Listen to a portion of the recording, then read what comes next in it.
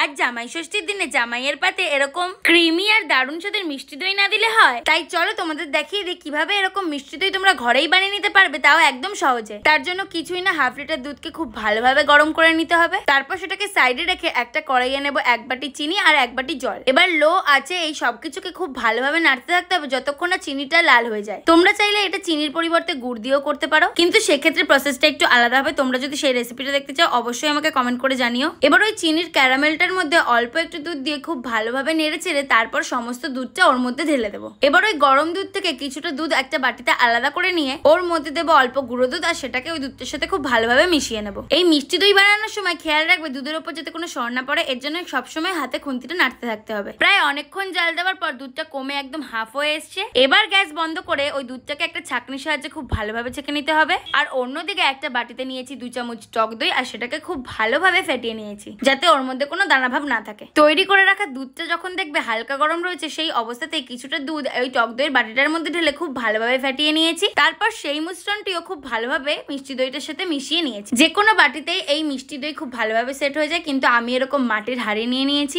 আর ওর চারপাশে কিছুটা টক দই নিয়ে খুব ভালোভাবে লাগিয়ে নিয়েছি। এবার ওই তৈরি করে রাখা দুধের মিশ্রণটি একদম আস্তে আস্তে মাটির পাত্রে ঢেলে নেব। আর যে কোনো গরম কাপড়ে মুড়ে গরম জায়গায় এটা একদিনের জন্য রেখে দিলেই দই তৈরি হয়ে যাবে। কিন্তু তোমাদের যদি হাতে সময় কম থাকে তাহলে যে কোনো কড়াইয়ের ওপর স্ট্যান্ড বসিয়ে দইটাকে খুব ভালোভাবে কাপড় দিয়ে মুড়ে গ্যাসের ওপর একদম লো আছে ঢাকা দিয়ে 1 ঘন্টা রেখে দিলেই একদম কম সময় তোমাদের দই কিন্তু রেডি হয়ে যাবে। এবার সেটাকে রুম টেম্পারেচার একটু ঠান্ডা করে ফ্রিজের মধ্যে 2 থেকে 3 ঘন্টা রেখে দিলেই দইটা খুব ভালোভাবে সেট হয়ে যাবে। আর তাহলেই তোমরা ঘরে বসেই বানিয়ে নিতে পারবে এরকম দারুণ স্বাদের দই। ভিডিওটা ভালো লাগলে অবশ্যই ফলো করে নিও আর কমেন্টে জানিও কেমন লাগলো।